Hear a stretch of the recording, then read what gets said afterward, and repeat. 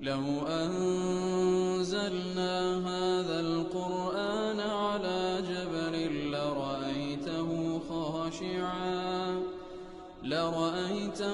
خاشعا متصدعا من خشية الله وتلك الأمثال نضربها للناس لعلهم يتفكرون. الحمد لله والصلاة والسلام على رسول الله وعلى آله وصحبه ومن والاه. السلام عليكم ورحمة الله. برزان خوشحالم لەوانی 131 لەوانەکانی تەفسیری قورئان پیرۆز بێمەوە خزمەتتان بەمەبەستی ڕەزامەندی خوای گەورە و هیوادارم ئێوەی ئازیز سوودی لێوە بگرن. أعوذ بالله من الشيطان الرجيم بسم الله الرحمن الرحيم أياما معدودات فمن كان منكم مريضا أو على سفر فعدة من أيام أخر وعلى الذين يطيقونه فدية طعام مسكين فمن تطوع خيرا فهو خير له وأن تصوموا خيرا لكم إن كنتم تعلمون. بەڵخۆشەویستان لە دووانەی ڕابردوو لە خزمەت ئەواتەدا بووین. دیارە خوای گەورە سوبحانە وتعالە باس لە ئەو بەڕۆژیبوونە دەکات کەوا لەسەرمانی فەرز کردێکەوە دەفەرمی ئەو مانگە بریتە لە چەند ڕۆژێکی ژمێردراو کەواتە شتێکی وانە زۆر قورس بی لەسەرتان ئیتر هەر یەک لەنگۆ نەخۆش بوو و یاخود لە سەفەردا بوو ئەوە لە بۆی هەیە بە ڕۆژیونەبی دواترێ تعویزی بکاتەوە. وعلى الذين يطيقونه فدية طعام مسكين و هەروەها ئەوانەی کەوا دەتوانن بە ڕۆژی بن بەڵام بە ڕۆژی نابن ئەوە با فیدیەی بدەن. فیدیە بەرامبەر بە هەر ڕۆژێک طعام و مسکین و کوڕونمان کردەوە لە قەولی معادی کوڕی جەبەل خوای لێ ڕازی بی کە گوتی کە بە ڕۆژی بوون لەسەر ئومەتەی بە سێ قۆناغدا تێپەڕی. قۆناغی یەکەم ئەوە بوو کەوا پێغەمبەر صلی الله علیه و سلم سێ ڕۆژ لە هەر مانگێک بە ڕۆژ دەبوو کاتێکەوە هاتە مەدینە و هەروە ڕۆژی عاشوڕا پاشان ئەو ئاتەدا بەزی کەوا فەرز کرا لەسەریان بەڵام ئەوەی کەوا دەشیتوانی بە ڕۆژیبی لە بۆی هەبوو بە ڕۆژی نەبیتر لە بەرامبەردا فیدیەی بدە. قۆناغی سەیەم و کۆتایی ئەوە بوو کەوا ئاتی دواتر دابەزی فەمەن شەهیدە منکم الشهر فلیصم کەوا فەرز کرا لەسەر هەمووان. ئیتر قەولی سەلەمەی کوڕی ئەکوعیشمان باس کرد کە ئەویشیان هەر بەو شێوێ دەفەرمی ئەو ئاتی کاتێک کە دابەزی واتەوانی کە دەتوان بە ڕۆژی بن بەڵام بە ڕۆژی نابن با فیدیە بدەن. پاشان ئاەتەکەی تر دابەزی فەمەن شەهیدە منکم الشهر فلیصم ئاەتی پێشەخۆی نەسخ کردەوە. هەر لە دەربارەی ئەو بابەتە عینی ئیمام بوخاری ڕەحمەتوخای لەگەر نەسائی لە عەطا دەجێڕن دەفەرمی جۆم لە ئیبن عەباس بوو خوای گەورە لە خۆی بابی ڕازی بفەرمووی کە ئەو ئاتەی دەخوێن وعلى الذين يطيقونه فدية وعلى الذين يطيقونه فلا يطيقونه فدية طعام مسكين کەواتە ئەوانەی کەوا بە ڕۆژی دەبن ئەوانەی کەوا طبعا ئاەتەکە هاتێ وعلى الذين دیارە ئەو قراءەیەش هەیە وعلى الذين يطوقونه فلا يطيقونه فدية طعام مسكين کەواتە ئەوانەی کەوا تەکلیف و مەشەقەت لە سەریانە و ناتوان بە ڕۆژی بن ئەوە بە بابنين فقيرك نان بدن. قال ابن عباس ليست بالمنسوخة تفرموا آتان منسوخ نية هو الشيخ الكبير والمرأة الكبيرة أو درباري بياوي بالتمن وهو آفرتي بالتمن لا يستطيعان أن يصوما ناتوان بروجيبا فيطعمان مكان كل يوم مسكينا واحدا كواتا لبرامبر هر روجيك دا با فقيرك نان بدن برامبر بهر روجيك دا فقيرك نان بدن كواتا ئەو ئاتە منسوخە بە ئاتەکەی دواترێک کەوا زۆربەی عولەما وا دەڵێن هەندێک وەکو ئیبن عەباس خوای گەورە لە خۆی بابی ڕاز دەفەرمی منسوخ نییە کەواتە ئەوها دەفەرموا عەلە الذین یطوقونه فلا یطیقونه واتە تەکلیفیان لەسەر و مەشەقەتیان لەسەر و پێیان ناکرێ وەکو پیاوی بە تەمەن و ئافرەتی بە تەمەن ئەوە لە حەقی ئەوان ئەوە ثابتە بۆی کەوا با بڵێن فقيرك نان بدن. والله أعلم بلام هو قلت ما براس جمهور مفسرين لسر أوى أو آتر لسرتاد هذا بزي بلام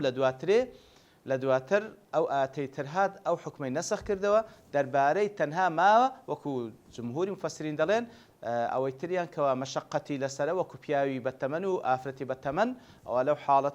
حالتي شتايبته اعتيادي أو بشر لحكمي وان لحكمي بابن بياوي بالتمن وآفرتي بالتمن دمينيتوا بەوەی کەوا ئەوان فیدیە دەن بەرامبەر بە هەر ڕۆژێک کە بە ڕۆژی نابن. بە هەر حاڵ حکمی ئەخیری فەمەن شەهیدە منکم الشهر فلیصم حکمی پیا و ئافرەتی بەتەمەن ئەوەیە کەوا فعلا فدیە دەدەن بەرامبەر بە هەر ڕۆژێک کەوا بڕۆژی نابن طبعا ئەگەر هەیبی ئەگەر نەشیبی ئەو بابەتێکی دیکەیە لا يكلف الله نفسا إلا وسعها وقاعدة عامة المشقة تجلب التيسير هر كسيك مشقتي لسرة بهر شوازك لشوازة كان الشريعة إيمان لدواء مشقة تيسير دي أو أخوة يقول سبحانه وتعالى ويدانا أو زاد فرمي فمن تطوع خيرا فهو خير له هر كسيك تطوع بك بتاكتر زياتر بدا أو بهاشتر لبوي وكو ابن عباس خوالي رازي بيتن فهو خير له قال طعام مسكين آخر فمن تطوع خيرا دفن قال الطعام مسكين كاتب الأمر بهالروجة كانت وان بروجي بي بتايبتي أواني كوا لحكم وان هشتا آتكمايتو بتايبتي بيا وآفرتي بتمن مقابل بهالروجة دبي فقير ينال بدن أدي أجر دو فقير بدن فمن تطوع خيرا فهو خير له كوات اللي ده ما بستك أوي فمن تطوع خيرا مقابل بهالروجة يجر فقير ناندي فلم أدي أجر تواناي هبو زياتر نان بدا باشتر لبوي فمن تطوع خيرا ياخذ هذا لزانان دفرمون أجابت وين بروجيب وفي دياج بدا باشتر لبوي كاتب هالشيوك أو فرزك ديار أو يتريان كتطوع دك زياتر ددا باشتر لبوي وأن تصوموا خير لكم إن كنتم تعلمون خو أجر بروجيبان أو زور تاكتر لبوتان أجاب زانن ديار برزان بروجيبون زور تاك لبو الدنيا وقيامتي بنده بروجيبون وكولا وانا كان رابرج باس ما كان لو حديث قدسي كبيان صلى الله عليه وسلم دجرتو لرب العالمين كذا في الصوم لي وانا اجزي به كواتا همو كردويك يك بدا يك بحفصت خويا يقول باداش داتو تنها بروجيبون نبي دفن بروجيبون تايبته بمن هر بخوشم دزانم كو باداش ابن مهر وهذا سر فضل بروجيبون وان تصوم خير لكم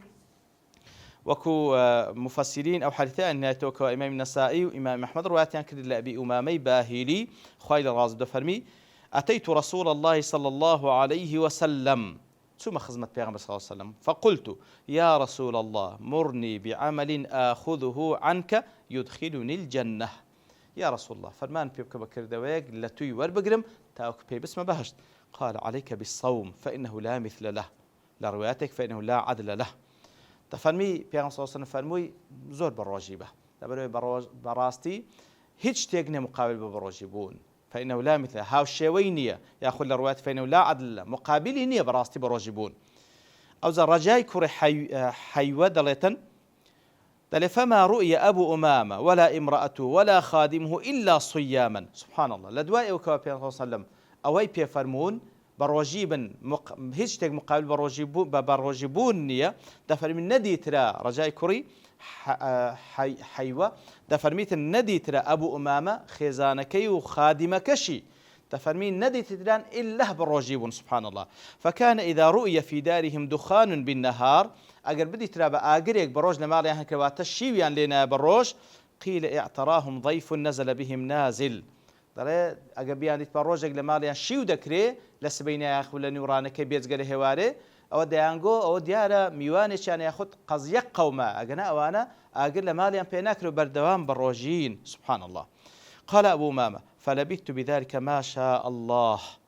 أو زاد فرمي ما مواد سر أو حالتي هرب الرجيد وين بردوامي حتى أن دي خواي قرويستي لسربو ثم أتيته فقلت زاد سمو خزمتي يا بيغمبر صلى الله عليه وسلم فرمو ترى قلتم يا رسول الله أمرتنا بالصيام يا رسول الله فرمان بيكرم ببروجيبون فأرجو أن يكون قد بارك الله لنا فيه رزام ويا أخوي يقول بركتي خستا سر بروجيبون كما نتواني من بروجيبون والحمد لله فمرني يا رسول الله بعمل آخر يا رسول الله فرمان بيبك بكردويش ديكش لدواي بروجيبون اشتي ديك زياتر بكم قال اعلم أنك لن تسجد لله سجدة إلا رفع الله لك بها درجة وحط عنك بها خطيئة سجدة بردن كات سوزدا بردن طبعا نقبة تنها سوزدا بردن تنها لنا نويجت سوزدا بردن وكو ديار سوزدا الشكر مان هي سوزدا الشكر مان هي وهروها سوزدا تلاوة مان هي سوزدا سهو مان هي سوزدا نويجيش مان هي كواته هول بدا زور نويج بكي هول بدا زور نويج بكي ياخو زور سوزدا الشكر ببي بتايبتي زور نويج بكي وكو زانان دفرمون لبروي هر سوزدا يك دبي لبو خواي گورا گناه كدي هال دوريني لو بايك برز دبيو لا اخواي گور كواتا ويك لو حثاني كوا كو بين صوت فرمي زور بروجيبه لبروي بروجيبون هيت هاو شيو او كوفينيا او هندا لو باي گوريا بەڵێ لە دوای ئەوە خوای گەورە سوبحانەهو وتعالە دەفەرمێ شهر رمضان الذي أنزل فيه القرآن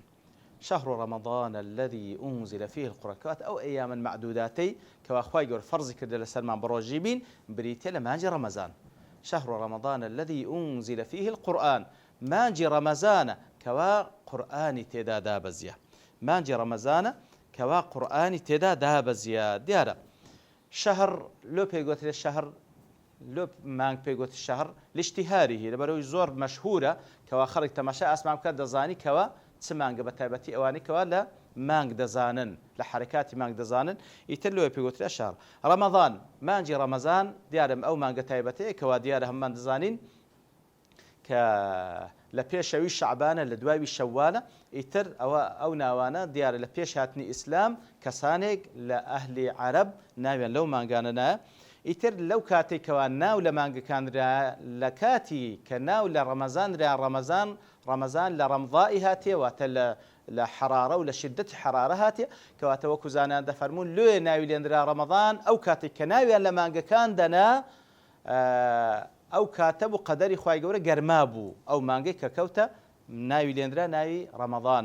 ئیتر هەندێک لە زانانش دەفەرمون شەرعەنیش کەوە ئەو مانگە ڕەمەضان پەی لەگوتری ڕەمەضان دەفەرم لەبەر ئەوەی کەوە گوتمان لە گەرمامە واتە ئەو مانگەیە کە هەر کەسێک تێیدا ئەو عیباداتانە ئەنجام بدا کە خوای گەورە فەرمانی تێدا کردێ دەبیتە مای ئەوەی کەوە گوناهەکانی بسووتێنیتن هەر وەکو کە تعبیر لە شدەتی گەرما دەکاتن والله أعلم شهر رمضان الذي أنزل فيه القرآن مانجی ڕەمەزان شەرەف و گەورەیەکەی لەوەیدایە أنزل فيه القرآن قورئانی تێدا دابەزیە قورئانی تێدا دابەزی هەر وەکو لە سوورەتی القەدر دەفەرمی إنا أنزلناه في ليلة القدر دەفەرمی کە معلومە شەوێک لە شەوەکانی دەی ئەخیری لەیلەة القەدرە کە خاوەن قەدر و قیمەت و بەهایەکی زۆرە لای خوای گەورە ئەو شەوەی کەوا هەر کەسێک خوای گەورە بکاتە قسمەت کە تێیدا عیبادەت بکاتن خەیڕ من ئەلف شەهر چاکترە لە هەزار مانگ عیبادەت ئیتر ئەو مانگە لە مانجی ڕەمەزانە إنا أنزلناه في ليلة مباركة هەر وەکو لە سوورەتی الدخانیشدا دەفەرمێ هەر ئەو مانگە ئەو شەوەیە کە شەوی لەیلەة القەدرە لە مانجی ڕەمەزانە ئیتر مانجی ڕەمەزانە قورئانی تێدا دابەزی قورئانی پیرۆز ئەو قورئانە عەظیمە کە بەڕاستی ئەو کاتەی کە تێیدا دابەزی کاتەکەشی مبارەکە لەبەر شەرەفی ئەو قورئانەی کەوا ڕەمەزان شەرەف و گەورەی لەوەی وەرگرتکەوە قورئانی پیرۆزی تێدا دابەزیە شهر رمضان الذي أنزل فيه القرآن ولا تشوك دابزي لشوي ليلة القدر أو شوي كوايك لدى شوكاني أخيري مانجي رمضان كخوايق بليلة مباركة باس كده لسورة الدخان زالير دابابتك داتا بيش آية همو قرآني بيروز لرمضان دابزي وياخذ سرتاي دست بيكرني برمضان دست بيكر والله أعلم أو قولك قوا ابن عباس خوايق ولا خوي باب الرازبي كذا فرمي لمانجي رمضان دابو لە سیدرة المنتهى دابەزی لە بۆ بەیت العیزە ئاسمانی دنیا ئەو جە دواتر دابەزی بە 23 ساڵ والله أعلم زانان دەفەرمێن قەولێکی ضعیفە با بڵێن لە سەنەدەکەی ضعف هەیە والله أعلم ڕێی ئەصەحترەوە ابتدأ نزوله في رمضان سەرەتای دابەزین لە ڕەمەزان دەستی پێکرد سەرەتای دابەزینی لە ڕەمەزان دەستی پێکرد لە بۆ پێغەمبەر صلی الله علیه و سلم ئەو جا بەردەوام بوو هەتا 23 ساڵی پێغەمبەراتی لە حەدیثێکدا کە ابن کەثیر نایەتەوە ڕەحمەتی خوای لێبی كلمعجم التبراني أوسط الشاتية واثلة خويل راز دفرمي بيغمبر صلى الله عليه وسلم فرموي أنزلت صحف إبراهيم أول ليلة من شهر رمضان نكهر قرآن بيروز دفرمي صحف إبراهيم ليه كم شيء مانج رمضان دابزي لبوي وأنزلت التوراة ل6 مضين من رمضان توراة لبو موسى عليه الصلاة والسلام دابزي لروجي ششم كات الشش وتيبريبو لما جاء رمضان دابز لبو موسى عليه الصلاة والسلام وأنزل الإنجيل ل13 مضد من رمضان وإنجيل دابزي لا شوي سيزدم رويش تبو لرمضان كواتا دابزي لبو عيسى عليه الصلاة والسلام وأنزل الزبور ل18 خلد من رمضان وهو الزبور لبو داود دابزي عليه الصلاة والسلام لدواي هجد شو لرمضان كواتا أبيش لما جاء رمضان وأنزل القرآن ل24 خلد من رمضان وقرآن بيروزيش حسب حديثك ابن كثير هنا ولا معجم التبراني أوسط الشاتية دفرمي قرآن بيروزيش لدواي 24 شو لرمضان دابزي طبعا هم من متفقين كوا حسب قرآن والسنة كوا فعلا قرآن بيروز لدشوي أخيري لليلة القدر دابزية كلو حديثي دفرمي لا بستتاري رويش تبو كواتا والله أعلم دكاشي بستبينز كوا قرآني بيروز دابزي إتر خوي جورز دفرم شهر رمضان الذي أنزل فيه القرآن إتر أو قرآن تيدا دابزي أو الشرف بو مانجي بخشرا ومقابل بوش خوي جور تكليف مان لذا كان لو مانجا بيروز أو لو كاتا بيروز كوا قرآن تيدا دابزي لو رمضان بمانجي قرآن باز ذكرتن إما بروجي بينو أو بر عبادة لبو خوي جور أنزام بدين أو زاد فرمي لوصف أو مانجا دا هدى للناس وبينات من الهدى والفرقان لوصف أو قرآن كوا لو رمضان دابزيا أو كوابريت لهدى للناس وبينات من الهدى والفرقان كوصفي أو قرآن بيروزة يتلبرت وابوني كان لير دوستين لا واني دهتو دين وخزمة وآتو زيادة القصي لسردكين وصلى الله وسلم على نبينا محمد وعلى آله وصحبه أجمعين وآخر دعوانا أن الحمد لله رب العالمين. لو أنزلنا هذا القرآن على جبل لرأيته خاشعا متصدعا من خشية الله وتلك الأمثال نضربها للناس لعلهم يتفكرون